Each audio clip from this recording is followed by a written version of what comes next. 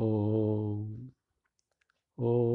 मूकं करोति वाचालं पङ्गुं लङ्घयते गिरिं यत्कृपातमहं वन्दे परिमानन्दमाधवम्।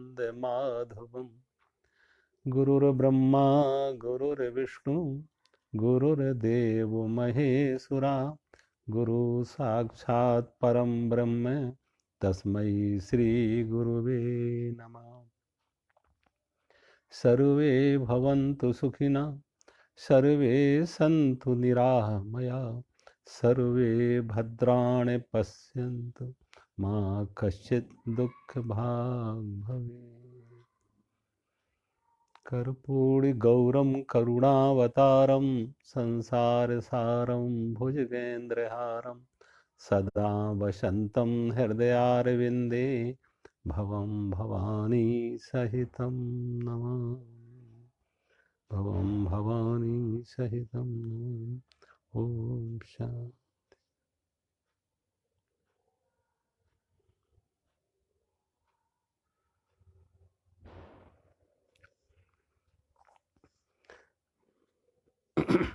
आज हम ईशावास्य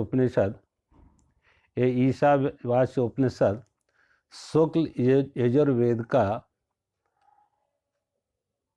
पहला उपनिषद है। इसलिए उपनिषदों की जब संख्या की जाती है तो ईशावास्य उपनिषद से ही शुरू किया जाता। शुक्ल यजुर्वेद के 39 अध्याय तक कर्म कांड का विवरण है और 40वां अध्याय ईशावास्य उपनिषद का। चूंकि इसमें ईशावास्य पहला शब्द आया इस श्लोक का, तो इसलिए इस उपनिषद का नाम ही पड़ गया ईशावास्य उपनिषद, क्योंकि पहला शब्द ही आया था ईशावास्य। अब इस ईशावास्य उपनिषद का शांति पाठ, और शांति पाठ का भी पहला श्लोक है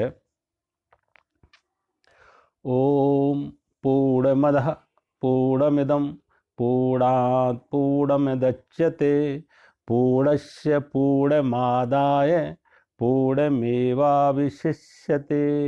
ओम शांति शांति शांति। इसमें ऋषि भगवान से प्रार्थना कर रहे हैं, दैहिक दैविक भौतिक सभी तरह की शांति हो, बाहर के पर्यावरण में शांति, प्रकृति में शांति, हमारे शरीर निरोग रहे, समाज में शांति, शरीर में शांति, मन में शांति।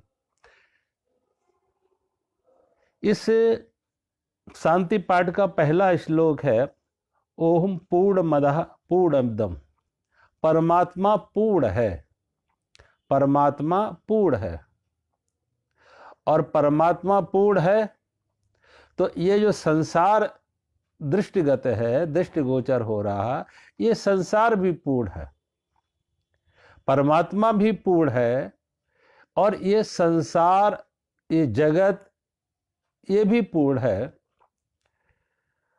क्यों ये पूर्ण है? क्योंकि ये पूर्ण परमात्मा से प्रकट हुआ है। ये पूर्ण परमात्मा से प्रकट हुआ है, इसलिए परमात्मा पूर्ण है तो ये संसार भी पूर्ण है, और ये संसार पूर्ण परमात्मा से उत्पन्न हुआ है, तो पूर्ण परमात्मा से यह पूर्ण संसार उत्पन्न हुआ है, लेकिन फिर भी वो परमात्मा पूर्ण ही रहा।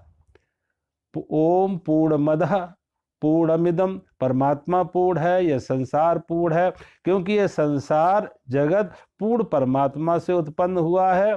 पूर्णस्य पूर्णमादाय, और उस पूर्ण परमात्मा से पूर्ण संसार उत्पन्न हुआ, लेकिन पूर्णमेवावशिष्यते, लेकिन फिर पूर्णमेवावशिष्यते, लेकिन फिर भी परमात्मा पूर्ण ही है, उस परमात्मा में कोई कमी नहीं आई। अब ये जरा श्लोक ऐसा है, संसार पूर्ण है और परमात्मा भी पूर्ण है। और पूर्ण परमात्मा से पूर्ण संसार अलग हुआ, लेकिन फिर भी परमात्मा पूर्ण ही रहा।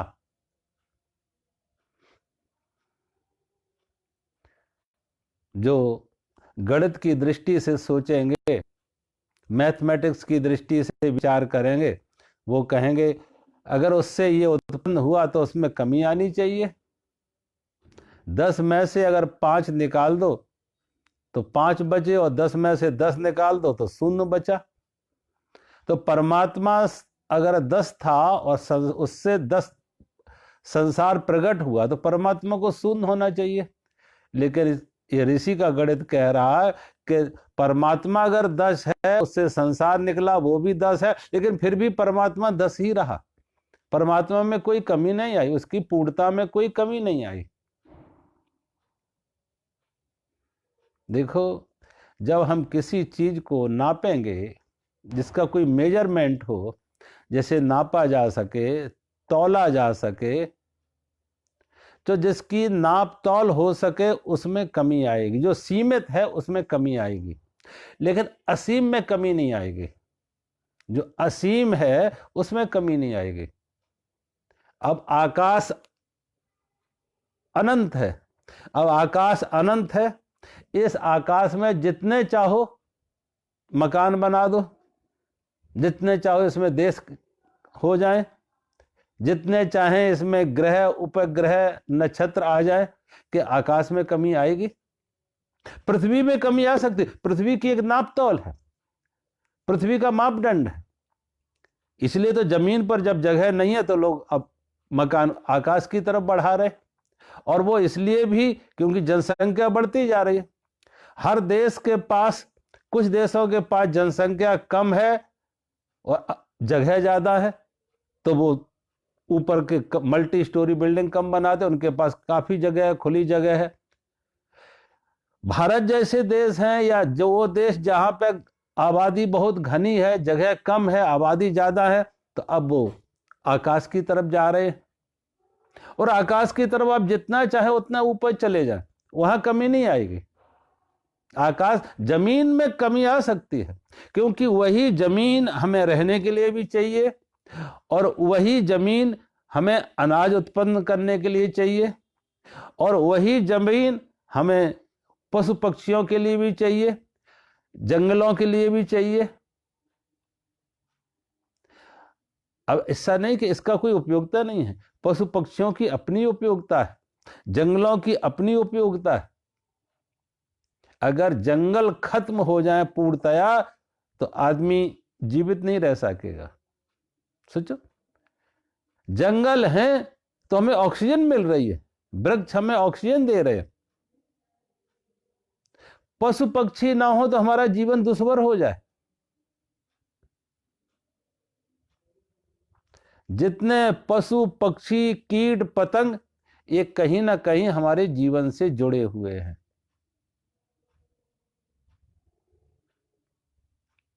तो उनको भी जगह चाहिए, पशु पक्षियों को भी चाहिए, जगह चाहिए, वृक्षों को भी जगह चाहिए, अनाज उत्पन्न करने के लिए मनुष्य को भी जगह चाहिए, रहने के लिए भी जगह चाहिए। तो पृथ्वी की एक सीमा है, जमीन तो कम पड़ सकती है, लेकिन आकाश कम नहीं पड़ेगा। उस आकाश में जितना चाहो, सभी उसी आकाश में हैं, लेकिन फिर भी आकाश में कोई कमी नहीं आई है।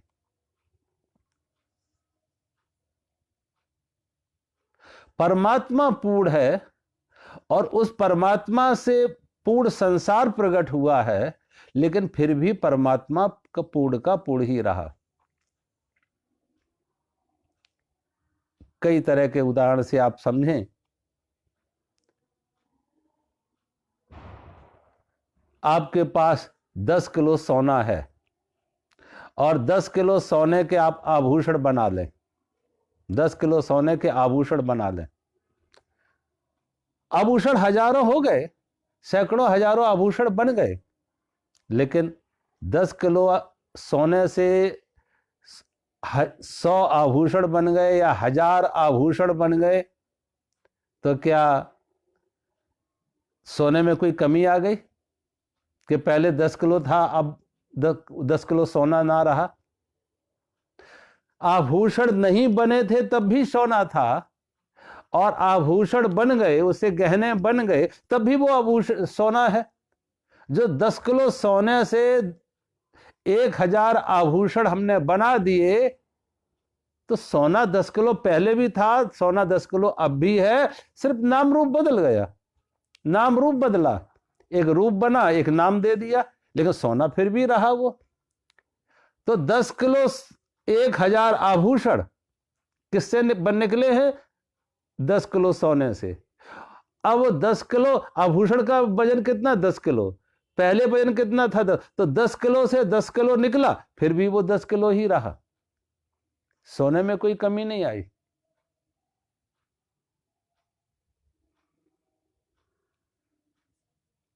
या ऐसे समझो जैसे कुछ चीजें बांटने से घटती नहीं है। आपके अंदर प्रेम है, मोह ना हो, आसक्ति ना हो, प्रेम है। और प्रेम वो जिसमें कोई मांग ना हो, जिसमें कोई चाह ना हो, जिसमें कोई आसक्ति ना हो। तो अगर प्रेम हमारा निष्काम है, कामना मुक्त है, चाह मुक्त है, आसक्ति मुक्त है, तो प्रेम देने से प्रेम और बढ़ता है। ये नहीं है कि अगर एक से प्रेम है और 10 लोगों में और प्रेम बढ़ गया तो प्रेम कम हो जाएगा। अगर वो कम हो जाए तो प्रेम नहीं है। एक के साथ प्रेम था, अब वो प्रेम 10 के साथ हो गए, इसका अर्थ ये नहीं कि प्रेम कम हो गया। अगर देने से प्रेम कम हो गया तो इसका अर्थ था कि वो प्रेम नहीं था, वो कोई आसक्ति था, वो कोई मोह था जो कम हुआ। अन्यथा प्रेम तो ऐसी चीज है कि प्रेम को जितना बांटो वो बढ़ता है।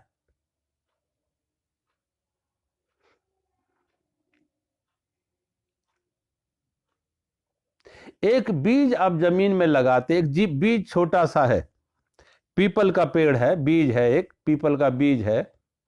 अब उसको तुम काट छांट करो तो उसमें कहीं से फूल नहीं दिखेंगे, पत्तियां नहीं दिखेंगे, लेकिन बीज बहुत छोटा है। वो छोटे से बीज में पूरा का पूरा वृक्ष छिपा हुआ है, और वो छोटे से बीज से विशाल वृक्ष निकल आता, वो भी पूर्ण है।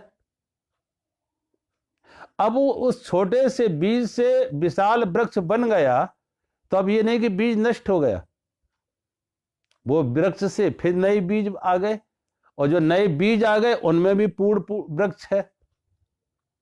जो एक बीज से वृक्ष बन गया, उस वृक्ष से फिर बीज बन गए, उन बीजों में फिर वृक्ष है। इधर बीज में वृक्ष प्रकट नहीं है, छिपा हुआ है, और इधर जो वृक्ष है वो प्रकट हो गया। बीज से वृक्ष जो बना वो प्रकट हो गया, उसमें अप्रगट है, छिपा हुआ है। लेकिन उसे तुम तोड़ना चाहो, किसी लेबोरेटरी में जाके तोड़ो, देखो कि ये फूल का बीज था, इसमें फूल कहाँ है, सुगंधी कहाँ है, पत्तियां कहाँ हैं, वो नहीं मिलेंगी, वो नहीं मिलेंगी। लेकिन उस बीज में ही वृक्ष है, उसी में फूल है, उसी में फल है। बिना बीज के वृक्ष नहीं बनेगा, बिना उस बीज के फूल नहीं आएंगे, फल नहीं आएंगे। और फिर वो वृक्ष फिर बीज पैदा कर देता। ऐसे ये सृष्टि चल रही है, पूरी परमात्मा की बनाई सृष्टि चल रही है। तो भगवान इसमें वेदों के ऋषि संत ऋषि कह रहे हैं कि पूर्ण परमात्मा से ये पूर्ण जगत प्रकट हुआ। आप सागर के किनारे, सागर में जाएं, कितनी नदियां सागर में जाके मिल रही। अब सागर में कभी बाढ़ नहीं आती है कि इतनी नदियां बरसात के समय में इतनी नदियां जाके सागर में गई तो सागर में बाढ़ आ जाए, सागर में बाढ़ नहीं आती। और यह भी नहीं है कि गर्मियों के समय में बहुत सारी नदियां सूख जाती हैं, गर्मियों के समय में सागर में पानी कम जाता है तो सागर सूख जाए, वो भी नहीं होता। सागर का एक चक्र है कि इधर से नदियां जाती हैं और उधर से वो भाप बन के ऊपर जाती हैं, भाप बन के वो बादल बनते हैं। अब देखो, हजारों साल से गंगा बह रही है, आज से नहीं, हजारों साल से गंगा बह रही है। तो आखिर इतना पानी कहां इकट्ठा किया हुआ है? कहां इकट्ठा इतना पानी है कि पानी कभी खत्म ही नहीं होता, गंगा बह रही है। और एक नदियां ने, कितनी नदियां, गंगा बह रही, जमुना बह रही, कितनी नदियां बह रही हैं। इतना पानी कहां इकट्ठा किया है जो कभी चुकता नहीं, कभी खत्म ही नहीं होता। तो हो क्या रहा है कि इधर से गंगा, गंगोत्री से गंगा निकल के सागर में जा रही है, गंगोत्री से, गौमुख से गंगा निकल के सागर में जा रही है, और सागर से दूसरी गंगा आ रही है वापस। सागर से दूसरी, समुद्र से दूसरी गंगा बादलों के रूप में आके फिर हिमालय में आती है, बादल बन के आती है, और वो बर्फ गिराती है। और वो इतनी बर्फ गिरा देते हैं, सर्दियों में इतनी बर्फ गिरा देते हैं कि साल भर वो पानी का चक्र चलता रहे। इधर से पानी बन के जाती है, उधर से भाप बन के आती है, बादल बन के आती हैं और बर्फ गिराती है। अब सर्दियों में आप देखो, हिमालय में इतनी बर्फ पड़ जाएगी कि साल भर वो पानी बहता रहेगा। तो एक कुदरत का ये चक्र है। बीज से वृक्ष बना, वृक्ष से फिर बीज बने, फिर बीज से वृक्ष बना, वृक्ष से फिर बीज बने। इसलिए लोग बहुत बार ऐसा तर्क करने लगते कि बताओ पहले मुर्गी है या पहले अंडा है? मुर्गी ना होती तो अंडा कैसे आता, और अंडा ना होती तो मुर्गी कैसे बनती? ये तर्कातीत है। ये हमारे ऋषियों की जो वाणी है, ये वेदों की जो वाणी है, ये तर्कातीत है, ये तर्क से परे है, बियॉन्ड लॉजिक, बियॉन्ड रीजनिंग। तो भगवान कह रहे, ये ऐसा गणित कि जिसमें पूर्ण से पूर्ण प्रकट हुआ, लेकिन फिर भी परमात्मा पूर्ण ही रहा, परमात्मा में कोई अपूर्णता नहीं आई।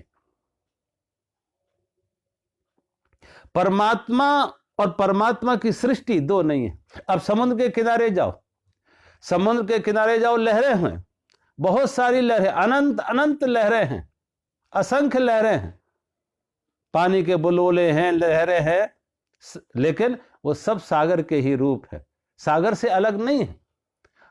वो लहरें सागर से अलग नहीं है, यह सागर उन लहरों से अलग नहीं है। वो लहरें सागर में से बनी, सागर में ही हैं, तो वो सागर लहरों से अलग नहीं है। अगर लहरें पूर्ण है तो सागर भी पूर्ण है, क्योंकि वो दोनों अलग नहीं है। तो परमात्मा और परमात्मा की सृष्टि एक दूसरे से भिन्न नहीं है, एक दूसरे से अलग नहीं है। सृष्टि ही परमात्मा है। परमात्मा को हम कहते हैं कि जो सत्ता है, सत है। परमात्मा को क्या कहते हैं? परमात्मा सत है, और सत का अर्थ है अस्तित्व, एग्जिस्टेंस। अब जहां हम कहते is, mountain is, river is, forest is, animal is, हमने कहा मनुष्य है, पशु है, पक्षी है, पहाड़ है, नदियां है, जहां है का अर्थ है अस्तित्व, इज का अर्थ है अस्तित्व। तो जो अस्तित्व है वो परमात्मा है, वो किसी रूप में हो, जो अस्तित्व है, इसलिए उसको सत कहा। परमात्मा सत, सत का अर्थ है अस्तित्व, वो किसी रूप में रहे। पानी के रूप में है तो भी है, वही पानी भाप बन गया, बादल के रूप में है तो भी है, वही बादल फिर बर्फ बन गए तब भी है, वही बर्फ फिर पानी बन गए तब भी है। तो इसलिए तो आज के वैज्ञानिक कहते हैं कि एक पदार्थ को नष्ट नहीं किया जा सकता, उसका रूप बदलेगा। पानी को तुमने तेज गर्म कर दिया तो भाप बन गई, वो भाप ठंडी हुई तो फिर पानी बन गया, पानी को ज्यादा ठंडा कर दिया तो बर्फ बन गई। तो उसकी अवस्था परिवर्तन होगी, कि कभी वो ठोस में होगी, कभी द्रव में होगी, कभी गैस में होगी। बर्फ होगी तो कभी पानी बन जाएगी, तो कभी भाप बन जाएगी, अवस्था परिवर्तन होगी। लेकिन एक बूंद पानी को भी नष्ट नहीं किया जा सकता, उसके अस्तित्व को नहीं मिटाया जा सकता। और जो अस्तित्व है उसी को परमात्मा का। ये सारी सृष्टि में, जड़ चेतन में, ये जो जड़ चेतन में सारी सृष्टि में जो दृष्टिगत है वो परमात्मा है, जो अस्तित्व है वो परमात्मा है। पर सत शब्द का हम कहते हैं, परमात्मा को कहते हैं सच्चित आनंद, सच्चिदानंद। सत, तो सत का अर्थ है अस्तित्व, एग्जिस्टेंस। तो वो अस्तित्व, अस्तित्व परमात्मा है। और जहां जहां अस्तित्व दिख रहा है इस सृष्टि में, जो जो अस्तित्व दिख रहा है वो सब परमात्मा, और जो नहीं भी दिख रहा है लेकिन है वो भी परमात्मा है। कहीं परमात्मा प्रकट है तो कहीं परमात्मा अप्रगट है। Manifested divine and unmanifested divine. कहीं परमात्मा प्रकट है, कहीं अप्रगट है, और जो अप्रगट है कभी प्रकट हो जाता। एक बीज में वृक्ष अप्रगट है, लेकिन वही बीज को जब हम जमीन में बोते हैं तो उससे अंकुर निकलता है, वृक्ष बनता है, फूल खिलते हैं, फल आते हैं, प्रकट हो जाता। जो अप्रगट था वो प्रकट हो गया, अस्तित्व। और जो प्रगट है उससे फिर अप्रगट निकल जाता, फिर बीज आ जाते। तो वेदों के ऋषि कह रहे हैं कि परमात्मा पूर्ण है, और उस परमात्मा से निकला हुआ यह संसार भी पूर्ण है। पूर्ण परमात्मा से पूर्ण संसार के निकलने से परमात्मा फिर भी पूर्ण ही रहा, परमात्मा में कोई कमी नहीं आ गई।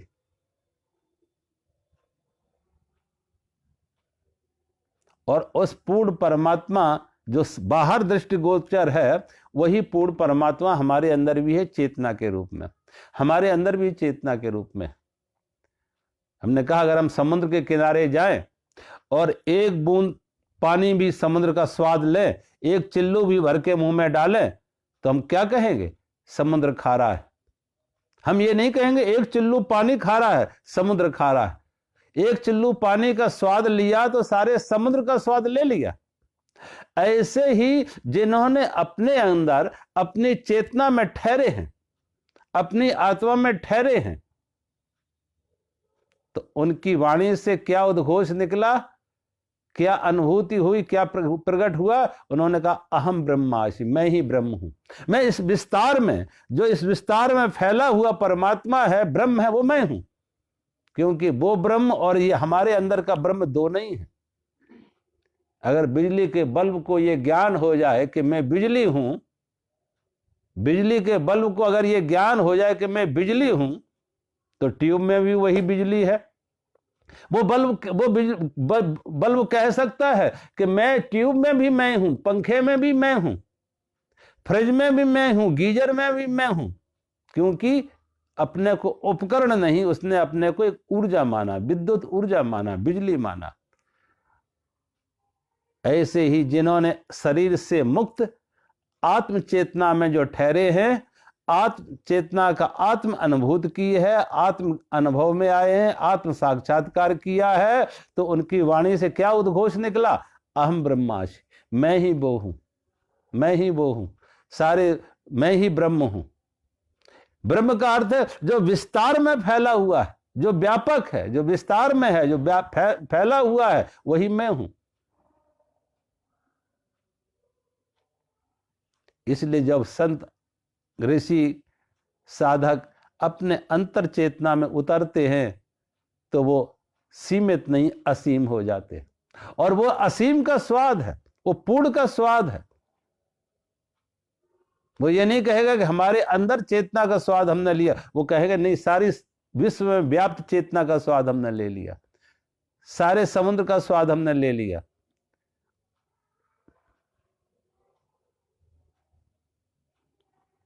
ऋषि लिख रहे पूर्णमदः पूर्णमिदं पूर्णात् पूर्णमुदच्यते पूर्णस्य पूर्णमादाय पूर्णमेवावशिष्यते।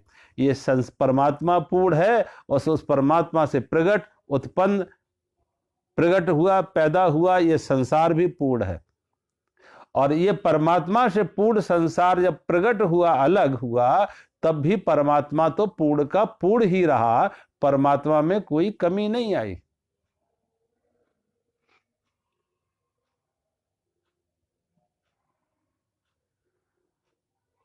स्वाद की दृष्टि मैंने कहा ना, एक जो पावर हाउस की बिजली है, वो भी वही बिजली है जो बल्ब की बिजली है। दोनों में क्वांटिटी में अलग हो सकता है, क्वालिटी में नहीं। एक चिल्लू पानी का जो स्वाद है वही पूरे सागर का स्वाद है। जो हमारे अंदर परमात्मा है वही परमात्मा सर्वव्यापक है। तो सारी सृष्टि परमात्मा का रूप है, सारी सृष्टि में परमात्मा समाया हुआ है। और परमात्मा और सृष्टि को अलग नहीं किया जा सकता। कोई उपाय नहीं है कि परमात्मा को सृष्टि को अलग अलग किया जा सके।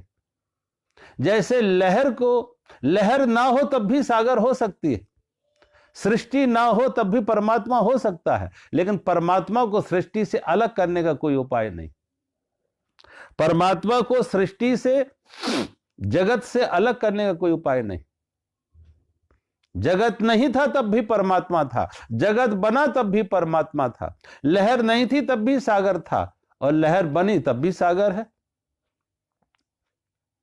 एक और उदाहरण से समझो कि एक नर्तक और नृत्य दो नहीं होते। एक नर्तक और नृत्य, जो नर्तक है वही नृत्य है, और जो नृत्य है वही नर्तक है। क्या नर्तक और नृत्य को अलग अलग किया जा सकता है? कि ये नर्तक है और ये नृत्य है, दोनों को अलग अलग किया जा सकता? नर्तक ही नृत्य बना तो नृत्य और नर्तक दो अलग अलग चीजें नहीं हो सकती, इसलिए उसको अद्वैत कहा। दोनों एक ही है, दो नहीं है, एक ही है, अद्वैत है। नर्तक जब क्रिया में आया तो नृत्य बन गया, और नर्तक जब नृत्य से मुक्त हुआ तो नर्तक हो गया। तो दो नहीं है, अद्वैत हैं, वो दोनों एक ही हैं। दोनों को अलग, नर्तक से नृत्य को अलग करने का कोई उपाय नहीं है। और नर्तक पूर्ण है तो नृत्य भी पूर्ण है।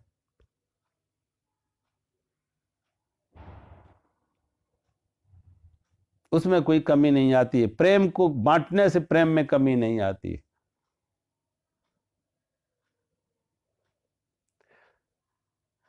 इसी ईशावास्य उपनिषद का पहला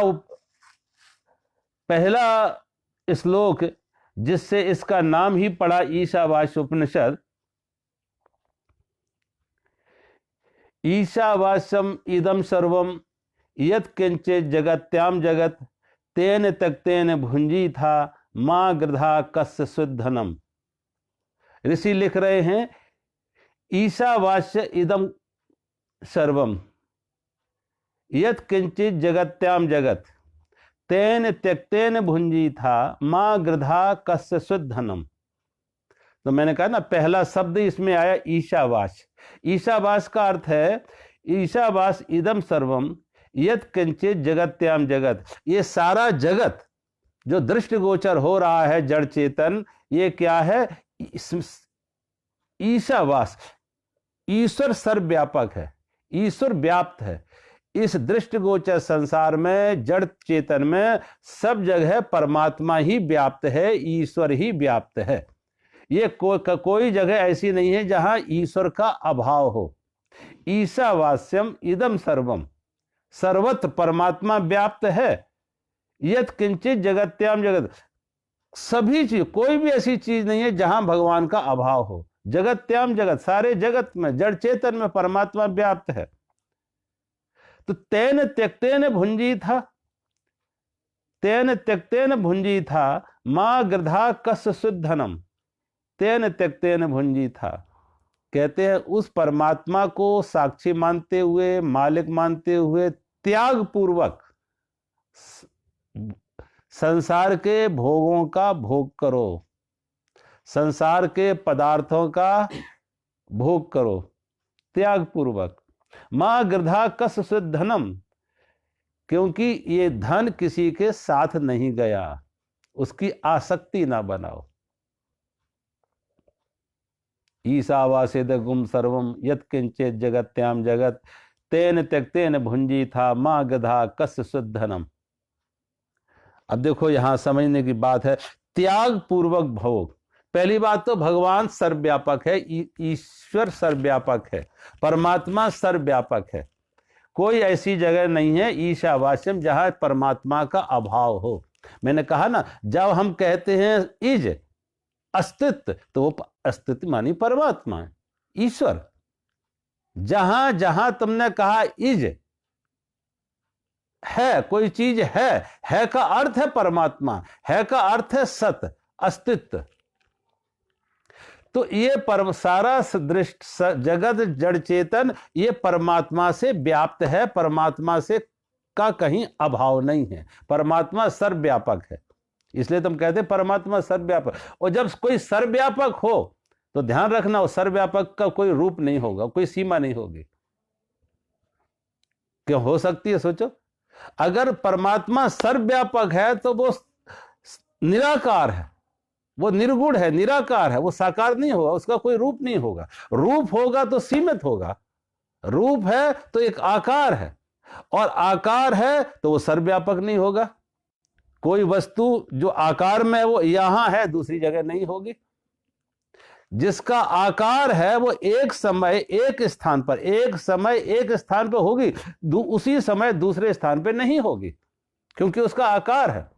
हमारे आपके शरीर का आकार है, तो इस समय हम यहां हैं, दूसरी जगह नहीं है।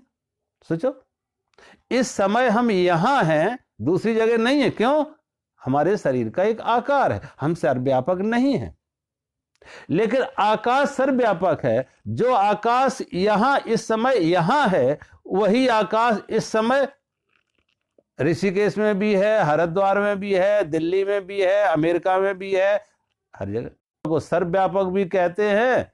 और दूसरी तरफ से रूप के ऊपर झगड़े होते हैं कि ये रूप सच है, वो रूप झूठा है, ये सच्चा है, वो झूठा है, ये मंदिर सही है, वो गुरुद्वारा सही है। वो आत्मा सर्वव्यापक है, तो कहां वो हर इंसान, हिंदू में भी है, मुसलमान में भी है, क्रिश्चियन भी है, इस जाति में भी है, उस जाति में भी, कहां नहीं है जब वो सर्वव्यापक है? तो परमात्मा सर्वव्यापक है, और सर्वव्यापक है इसलिए उसका कोई रूप मन का है। शरीर का भोग तो सभी पशु पक्षी सभी भोग रहे, पशु भी भोजन कर रहे हैं, पशु भी श्वास ले रहे हैं, पशु भी जल पी रहे हैं। इन भोग पदार्थों का भोग सभी पशु पक्षी कर रहे हैं, लेकिन पशु कभी बंधन में नहीं है। पशुओं को कोई चिंता नहीं है, भय नहीं है, आसक्ति नहीं है, मोह नहीं है, मेरा तेरा नहीं है। मनुष्य के साथ क्या जुड़ा है कि मनुष्य जहां शरीर से उनका भोग कर रहा है, वहां मन से उनके प्रति आसक्ति है, ये मेरा, ये मेरा, ये मेरा। संसार पर में परमात्मा व्याप्त है, परमात्मा से संसार चल रहा है, लेकिन इंसान अपना अधिकार आरोपण कर रहा है, ये मेरा, ये मेरा। परमात्मा की कुर्सी पर इंसान बैठ जाता, परमात्मा के अधिकार को आदमी छीन रहा है, ये मेरा है। ये परमात्मा कह रहे मेरा और इंसान कह रहा मेरा, दोनों के बीच में रस्साकसी है। और परमात्मा का रहेगा क्योंकि उसका अभाव कहीं है नहीं। हम नहीं थे, ये संसार था। हम हैं तो संसार है, और हम नहीं रहेंगे तब भी संसार रहेगा। संसार में कोई कमी नहीं आएगी, लेकिन हम चले जाएंगे। हम कुछ समय के लिए आए, रहे और गए, तो यहां संसार में कोई कमी नहीं आती। तो जो हमारा ये अहंकार हमने आरोपण किया है कि ये मेरा, ये मेरा, इस अंतर के अहंकार का, आसक्ति का त्याग करो। जब संत कह रहे हैं, ऋषि कह रहे हैं त्यागो, तो किसका त्याग करो? संसार का त्याग ना करो, संसार में रहो। भोगों का त्याग ना करो, भोगों के बीच में रहो। संसार, क्योंकि भाग के कहां जाओगे? जहां भागोगे वहां संसार। भागना नहीं है, इस स्वप्न से जागना है कि मेरा, इस आसक्ति से, इस मोह से, इस स्वप्न से जागना है कि मेरा। जो मेरे का स्वप्न हमने बांध रहे हैं, मेरे की जो आसक्ति बांध रहे हैं कि ये मेरा, ये मेरा, संत कह रहे, ऋषि कह रहे, इस मेरे से जागो, इस स्वप्न से जागो, इस आसक्ति से मुक्त हो। और दुख है ये आसक्ति, बंधन है ये आसक्ति, ये मोह मेरा। तो मोह का त्याग करो, आसक्ति का त्याग करो, और आसक्ति का त्याग करके मोह का त्याग करके भोगों का भोग करोगे तो भोग बंधन नहीं है। और आसक्ति रख के भोग ना भी करो, और आसक्ति है तो बंधन है। भोग ना भी कर सको, आसक्ति है, मोह है, मेरा है, तो बंधन है, तो दुख है, तो क्लेश है। तेन त्यक्ति ने भुंजी था मां गृधा कस्य सुधनम। कहते हैं ये धन किसी के साथ नहीं गया, ये भोग सामग्री किसी के साथ नहीं गई, ये इस पर किसी का अधिकार नहीं है।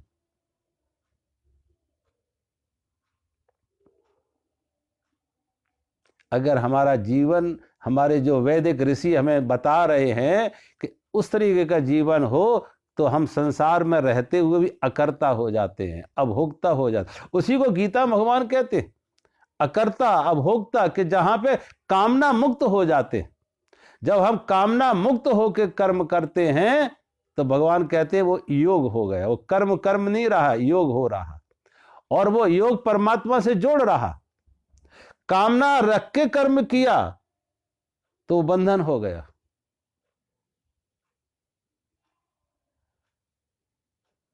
तो कामना मुक्त होकर जब हम कर्म करते हैं तो कर्म करते हुए अकर्ता हो जाते हैं, अभोक्ता हो जाते हैं।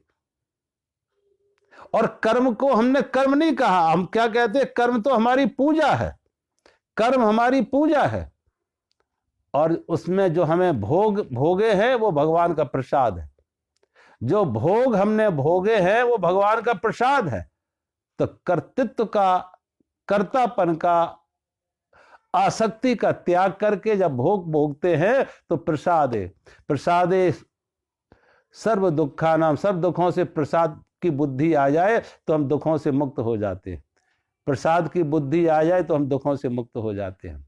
और वहां पे उसे जय कृष्ण मूर्ति कहते हैं choice less awareness, choice less awareness.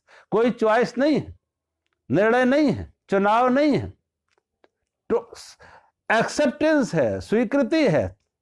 कोई नहीं कि ये अच्छा, ये बुरा, ये शुभ, ये अशुभ, ये प्रिय अप्रिय, ये मित्र, ये शत्रु, ये मेरा, ये तेरा, कोई चुनाव नहीं, सब परमात्मा का है।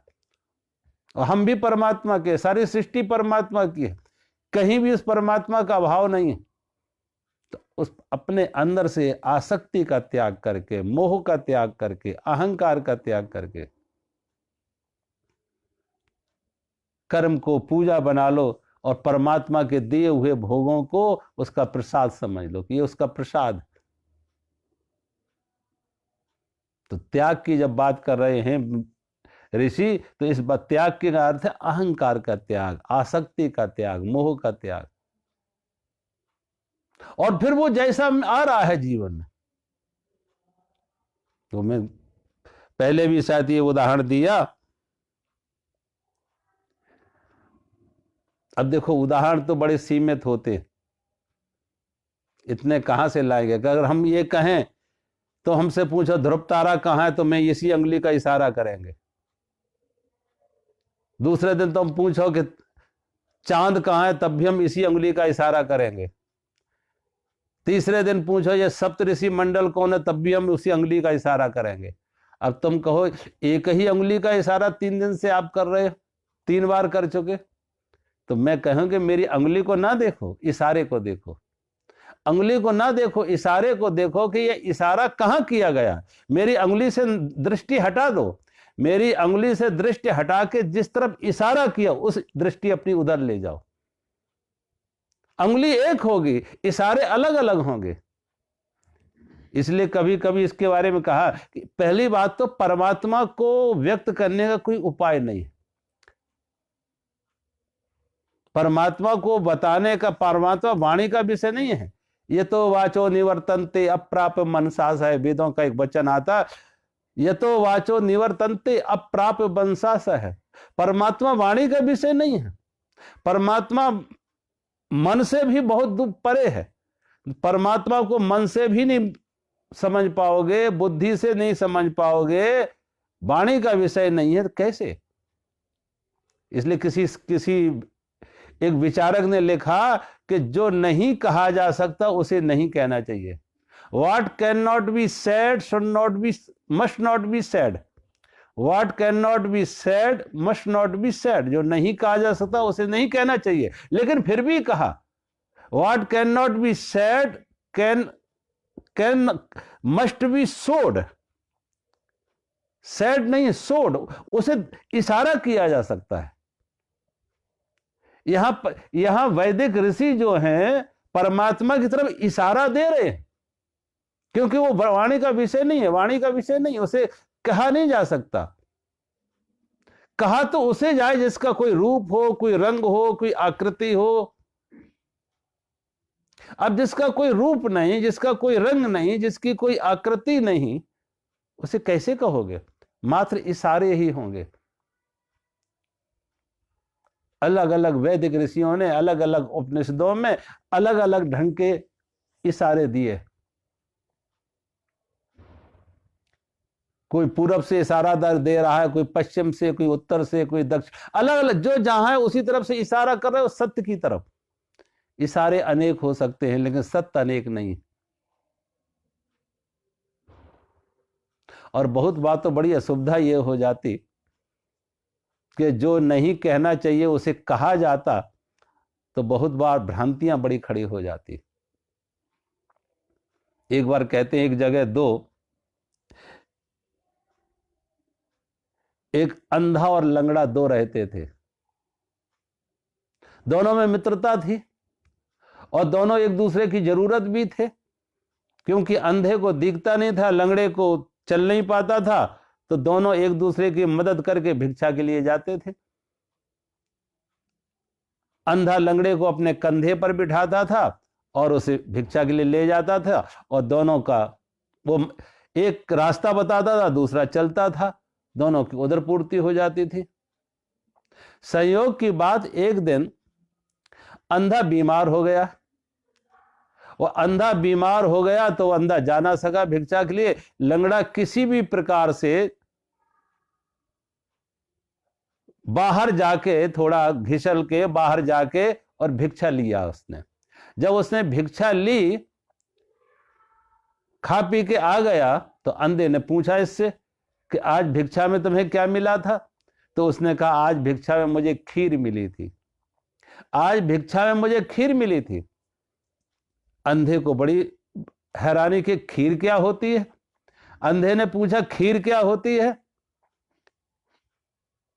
तो लंगड़े ने कहा, खीर दूध की बनी होती है। खीर दूध की बनी होती है। तो लंगड़े ने पूछा, अंधे ने पूछा, दूध क्या होता है? अंधे ने पूछा, दूध क्या होता है? उसने कहा, दूध सफेद रंग का होता है। अब जब कहा दूध सफेद रंग का होता, तो उसने कहा, सफेद रंग कैसा होता है? तो लंगड़े ने कहा, सफेद रंग ऐसा होता है जैसा बगुला होता है। सफेद रंग कैसा होता है? उसने कहा, जैसा बगुला होता है ऐसा सफेद रंग होता। अब अंधे ने फिर पूछा, फिर बगुला कैसा होता है? अब पूछा, बगुला कैसे होता है? तो लंगड़े ने अपने हाथ का आकृति बनाई, अपने हाथ की आकृति बनाई कि, और आकृति बना के अंधे ने लंगड़े के हाथ पे हाथ फेरा और कहा, मैं समझ गया, खीर टेढ़ी होती है, खीर टेढ़ी होती है। हाथ टेढ़ा करके उसने बताया कि बगुला ऐसा होता है, तो उसने कहा, मैं समझ गया कि खीर टेढ़ी होती है। कैसे बताओगे? दूध क्या है? दूध, खीर दूध की बनी है, दूध सफेद होता है, सफेद कैसा जैसे बगुला होता है। अब कैसे बताओगे अंधे को? अंधे को न बता के अच्छा तो यह था उसका आंख का इलाज करते। तो बड़ी असुविधा हो जाती है कि जो वर्णन नहीं किया सकता, जिसे नहीं बताया जा सकता, उसे बताने की जब चेष्टा हो जाती तो भ्रांतियां खड़ी हो जाती।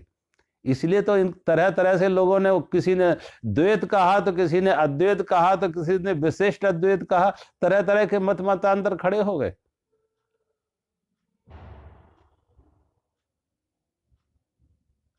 लेकिन फिर भी वैदिक ऋषि इशारा कर रहे हैं उस परमात्मा की तरफ कि परमात्मा जो है वो सर्वव्यापक है, और उस संसार में रहोगे तो परमात्मा से बाहर रहने का कोई उपाय नहीं। पर बाहर रहने जाने का कोई उपाय नहीं। संसार से बाहर कैसे जाओगे? परमात्मा से मुक्त कैसे हो पाओगे? जैसे मछली बिना जल के नहीं हो रहती है, जल में पैदा हुई, जल में है, जल में ही मौत हो जाती, ऐसे ही हम चारों तरफ से परमात्मा से ओतप्रोत है। इसलिए तो कबीर की वाणी है ना, लहरी ढूंढे लहर को, लहरी ढूंढे लहर को, कपड़ा ढूंढे सूत, और जीव ढूंढे ब्रह्म को, तीनों उत के उत। कबीर कह रहे लहरी ढूंढे लहर को, पानी की लहर पानी को खोज रही है कि पानी कहां है, सागर की लहर सागर को खोज रही है कि सागर कहां है। कपड़ा ढूंढे सूत, कपड़ा सूत को ढूंढ रहा है कि सूत कहां है।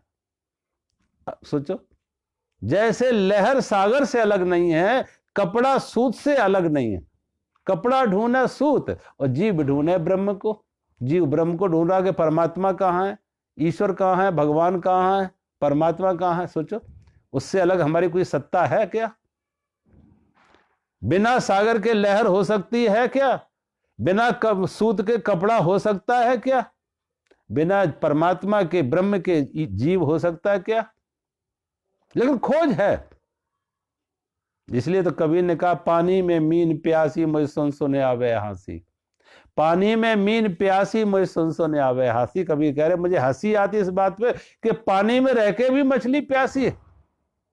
और मैंने कहा जीव वैज्ञानिक कहते हैं कि पानी में रह के मछली प्यासी होती है, क्योंकि मछली की आकृति ऐसी है कि जब वो पलटती है तब उसके मुंह में पानी जाता।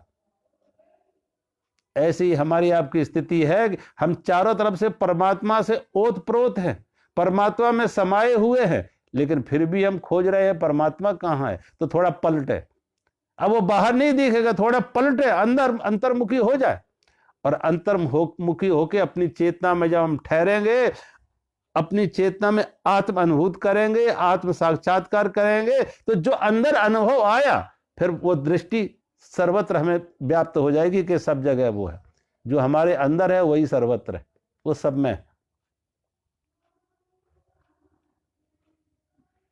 हजरत मूसा नाम के एक संत एक नौकर को रखा अपने पास। पहला ही दिन नौकर से पूछा, भाई तुझे कैसा भोजन प्रिय है, क्या नाम है तेरा? नौकर से पूछा, क्या नाम है तेरा? नौकर ने कहा, मालिक मैं कौन सा बड़ा नाम वाला, मालिक जो चाहे नाम दे दे। नौकर ने अपना नाम ना बताया। फिर थोड़ी देर में पूछा, तुझे कैसा भोजन प्रिय है, जैसा मालिक खिला दें वही प्रसाद। कैसे वस्त्र तुझे प्रिय है, जैसे मालिक पहना दे उसी में राजी। कहां रहना तुझे सुखद होगा, जहां मालिक रखें वही जगह शुभ मेरे लिए, वही मंदिर। अपना नाम ना बताया, भोजन की रुचि ना बताई, वस्त्रों का कोई चयन नहीं किया, रहने का जहां मालिक रखे वही मंदिर। हजरत मूसा उठे, कहते उसके पैर छुए, उस नौकर के पैर छुए और कहा, तू आज से नौकर नहीं, तू तो मेरा गुरु है। जैसे मेरे जैसे सामान्य व्यक्ति को मालिक कह के तू अपनी हर इच्छा से मुक्त हो गया, हर आसक्ति से मुक्त हो गया, हर चुनाव से मुक्त हो गया। अब जब कोई चुनाव ना हो, कोई आसक्ति ना हो, कोई मांग ना हो, तो दुखो बंधन कहां होंगे, दुख कहां होंगे? ये बंधन, ये दुख, ये क्लेश, ये अशांति, ये पीड़ा शुरू होती है मांग से, चुनाव से, आसक्ति से। हजरत मूसा उठे, उस नौकर के पैर छुए कि तू तो मेरा गुरु है, तूने मुझे जगा दिया। जैसे मुझे जैसे सामान्य व्यक्ति को मालिक कह के तू हर इच्छा से मुक्त हो गया, चुनाव से मुक्त हो गया, दुख से मुक्त हो गया, ऐसे ही हमने उस मालिक को पहचाना होता जो इस दुनिया का मालिक है, सृष्टि का मालिक है, सारे जगत का मालिक है। उस मालिक को पहचाना होता और उसकी रजा में राजी हो गए होते, उसकी इच्छा में अपनी इच्छा का त्याग कर दिया होता, तो जीवन का सौंदर्य कुछ और होता, जीवन का संगीत कुछ और होता। ये वैदिक ऋषि उसी जीवन के संगीत की बात कर रहे हैं कि त्याग, जहां ऐसा आसक्ति का त्याग है, मोह का त्याग है, चुनाव मुक्त जीवन है, समर्पित जीवन है, वहां जीवन का संगीत कुछ और होगा, जीवन का आनंद कुछ और होगा। भगवान इसलिए वैदिक ऋषि कह रहे हैं, तेन त्यक्तेन भुंजी था। इस आसक्ति का त्याग करो, इस अहंकार का त्याग करो, इस झूठी मालकियत का त्याग करो, इस स्वप्न से जागो कि ये मेरा। और जिस दिन जागोगे तुम खुद हंसोगे कि एक स्वप्न था। सोचो, जो स्वप्न को हमने, संसार को स्वप्नवत क्यों कहा? कि रात में हमने स्वप्न देखा तो सुबह देखा कहीं कुछ नहीं है। रात में स्वप्न में हम महल में थे, राजा बन गए थे, महल में थे, राजा बन गए। आंख खुली तो फुटपाथ पर सोया हुआ भिखारी। भिखारी भी स्वप्न देख रहा था कि मैं महल में हूं, मैं राजा हूं। आंख खुली तो फुटपाथ पर सोया हुआ है, कोई महल नहीं, कोई राजा नहीं, भिखारी। रात स्वप्न में जो पाया था आंख खुलने पे खत्म हो गया, छिन गया, छूट गया। ऐसे ही जो आज पाया है, सोचो, जो आज पाया है क्या कल नहीं छिनेगा? ये क्या नहीं ये छूटेगा? जो धन पाया ये भी छूटेगा, जो परिवार पाया ये भी छूटेगा, जो पद पाई, प्रतिष्ठा, ये सभी सब छूटने वाला, छिनने वाला। तो सोचो, जो छूटने वाला है, छिनने वाला, वो स्वप्न की तरह है, वो स्वप्नवत ही है। आज तक कोई कुछ लेके आया नहीं और कोई कुछ लेके गया नहीं। मैंने कहा सिकंदर भी दुनिया को खाली हाथ दिखाता हुआ गया। नारायण जगत में भूपत भये अनेक, मैं मेरी कर मर गए, ले न गए तिन एक। एक तिनका भी किसी के साथ नहीं गया, एक तिनका भी किसी के साथ नहीं गया। खाली हाथ गए, आए थे खाली हाथ चले गए। लेकिन ये स्वप्न, ये मेरा, ये मेरा, ये मेरा।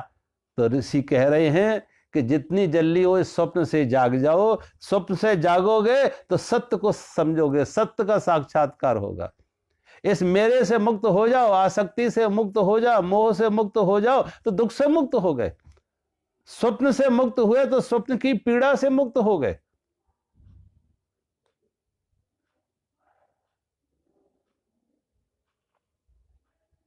और जब ऐसा जीवन चुनाव मुक्त हो जाए, आसक्ति मुक्त हो जाए, चॉइसलेस अवेयरनेस, जिस अवेयरनेस में, जिस चेतना में कोई चॉइस नहीं है, चॉइस बंधन है। और चॉइस मन का जो चॉइस है वो आत्मा की चॉइस नहीं है, वो अवेयरनेस की चॉइस नहीं। वो चॉइस किसकी है? मन की। ये चॉइस कहां पैदा होती है? मन में। चेतना में कोई चॉइस नहीं है। तो चुनाव मुक्त हमारी चेतना हो जाए, हमारा मन आसक्ति मुक्त हो जाए। और जब आसक्ति हुई तो मन खत्म हुआ, क्योंकि मन तो खड़ा हुआ है, मन का तो अस्तित्व ही संकल्प विकल्प से है। मन तो खड़ा हुआ है आसक्ति से, अन्यथा मन की मौत। मन कहां रहेगा? मन कहते ही उसे हैं जहां संकल्प विकल्प हो, जहां विचार हो, निर्णय हो, आसक्ति हो, मोह हो, वही तो। और जब मोह मुक्त हो गए, स्वप्न टूट गए, तो स्वप्न रहा कहां? मन से मुक्त हो गए। एक कोई राजा और साधु में बड़ी मित्रता। राजा के मन में साधु के प्रति बहुत श्रद्धा, बहुत प्रेम। कहीं भी राजा जाता साधु को साथ लेके जाता, जहां भी जाता साधु को साथ लेके जाता। संयोग की बात, एक दिन दोनों, ये साधु और राजा, वन में भ्रमण करने के लिए निकले। जब दोनों वन में भ्रमण करने के लिए निकले तो दोनों घोड़े पर सवार थे। वन में घूमते फिरते थोड़ा रास्ता भूल गए, रास्ता भटक गए, समय ज्यादा लग गया। सूर्य अस्त होने जा रहा था, लगभग शाम का समय। किसी प्रकार से राजा ने रास्ता खोजा, आगे राजा, पीछे साधु का घोड़ा। दोनों जब आ रहे थे तो दिन भर के दोनों भूखे प्यासे बीते। तो राजा का घोड़ा आगे था। राजा ने देखा एक पेड़ पर बड़ा सुंदर सा फल लगा हुआ है। घोड़े पर बैठे हुए राजा ने अपना हाथ बढ़ा के वो फल तोड़ लिया, हाथ बढ़ा के फल तोड़ लिया। और जैसा राजा का स्वभाव था कि राजा ने तुरंत अपनी जेब से चाकू निकाला और उस फल के 4 टुकड़े किए। उस फल के 4 टुकड़े किए और 4 टुकड़े करके पहला टुकड़ा साधु की तरफ बढ़ाया। पहली टुकड़ा साधु की तरफ। जब साधु की तरफ बढ़ाया तो साधु ने कहा, बहुत स्वाद है राजा, बहुत स्वाद, बहुत मीठा है, बहुत स्वाद है। साधु पूरा टुकड़ा खा जाता। जब एक टुकड़ा खा गया तो साधु ने दूसरा भी मांगा, राजा दूसरा भी दे दो, एक और दे दो। राजा को लगा ये साधु तो कभी मांगता नहीं था, लेकिन लगता आज भूख ज्यादा है, इसलिए आज इसकी मर्यादा टूट गई, आज इसका नियम टूट गया मांगने ना मांगने का, भूखा है दिन भर का। तो जब साधु ने मांगा राजा एक और दे दो, तो राजा ने एक और दे दिया, 4 में से 2 दे दिए। साधु ने ये भी खा लिया, राजा बहुत स्वाद है, बहुत मीठा है, बहुत अच्छा लगा। साधु ने राजा से कहा एक और राजा दे दो। जब कहा एक और दे दो तो राजा को थोड़ा भारी लगा, मुश्किल लगा। एक ही फल 4 टुकड़े किए, 2 खा गया और तीसरा भी मांग रहा है। ये इसे मेरी बिल्कुल परवाह नहीं कि मैं भी तो दिन भर का भूखा हूं, मैं भी तो दिन भर का भूखा हूं। लगता है ये आज भूख के कारण से आज इसका संतोष जवाब दे गया। जब मांग बैठा एक और दे दो, तो राजा ने ना चाहते हुए, दिल से नहीं चाह रहा था मैं दूं, ना चाहते हुए मांग बैठा तो तीसरा भी दे दिया। और जब तीसरा भी दे दिया, साधु ने वो भी खा लिया। राजा बहुत स्वाद है, बहुत अच्छा है, बहुत मधुर है। साधु ने कहा राजा ये भी दे दो। चौथा भी मांगने लगा। चौथा मांगना ही नहीं लगा, राजा के हाथ से लेने की कोशिश की, राजा के हाथ से लेने की कोशिश की। राजा पीछे हट गया और क्रोध में बोला कि तुम्हारा हमसे प्रेम है, हमारा तुमसे प्रेम है, इसका अर्थ ये नहीं कि तुम हमसे बिल्कुल प्रेम ना करो, तुम्हारी कोई हमदर्दी हमारे प्रति नहीं है। तुम भी दिन भर के भूखे, मैं भी दिन भर के भूखा, एक फल 4 टुकड़े किए, 3 तुम खा गए और चौथा भी मेरे हाथ से ले रहे हो, छीन रहे हो। क्या तुम्हें मेरी बिल्कुल परवाह नहीं है कि मैं भी दिन भर का भूखा हूं? साधु ने, राजा ने वो चौथा टुकड़ा साधु को ना दिया। और जब साधु को ना दिया तो राजा ने वो चौथा जो टुकड़ा उसके हाथ में था अपने मुंह में रखा। जैसे अपने मुंह में रखा, दांत से काटा, जीभ से स्वाद लिया, वो तो कड़ुआ जहर था, कड़ुआ जहर। राजा खा ना सका, तुरंत बाहर थूका, उसने फेंका और साधु की तरफ देखकर कहा तुम 3 टुकड़े खा गए और ये कह के बड़ा स्वाद है, बड़ा स्वाद है, तुमने शिकायत नहीं की, तुमने इनकार नहीं किया। साधु मुस्कुराया। साधु ने कहा जिन हाथों से इतना सुख मिला, जिन हाथों से इतनी सुविधा मिली, जिन हाथों से इतना मधुर स्वादिष्ट भोजन मिला, आज कुछ अनचाहा भी आ रहा है तो प्रेम का तकाजा यही है, प्रेम की कसौटी यही है कि शिकायत ना हो। जिन हाथों से इतना सुख मिला, सुविधा मिला, सम्मान मिला, स्वादिष्ट भोजन मिला, आज उन हाथों से कुछ अनचाहा भी आ रहा है, बेस्वाद भी आ रहा है, तो प्रेम की पराकाष्ठा यही है, प्रेम की कसौटी यही है, प्रेम की पहचान यही कि वहां शिकायत ना हो, उसे भी स्वीकार करो। इसलिए मैं चाह रहा था कि चौथा भी मैं खा लूं और आपको खबर ही ना लगे कि ये कड़ुआ है, इसलिए मैं मांग रहा था कि चौथा भी दे दो, क्योंकि आपको खबर ना लगे ये कड़ुआ है, अन्यथा खबर लग गई ये भी एक शिकायत हो गई। सोचो, जिस परमात्मा से हमें इतना सुख मिला, सुविधा मिला, जीवन में सब तरह के साधन मिले, भोग मिले, और अब उसी परमात्मा के हम पदच्युत करना चाहते हैं, मालिक हम बन रहे हैं कि अब तू नहीं मैं, वहां शिकायत नहीं। परमात्मा जो दे रहा है, सुख दे रहा, दुख दे रहा, मान दे रहा, अपमान दे रहा, लाभ दे रहा, हानि दे रहा, दिन दे रहा, रात, जो भी दे रहा उसमें हमारा हित निहित है, कोई शिकायत नहीं, कोई मांग नहीं। जब हमारा जीवन ऐसा मांग मुक्त हो जाए, परमात्मा के प्रति, विराट के प्रति समर्पित हो जाए, तो उसी को वैदिक ऋषि कहते हैं तेन त्यक्तेन भुंजी था मां गृधा कस सुधनम। जो भोग, त्याग पूर्वक भोग करते हैं वो दुखों से मुक्त हो जाते हैं।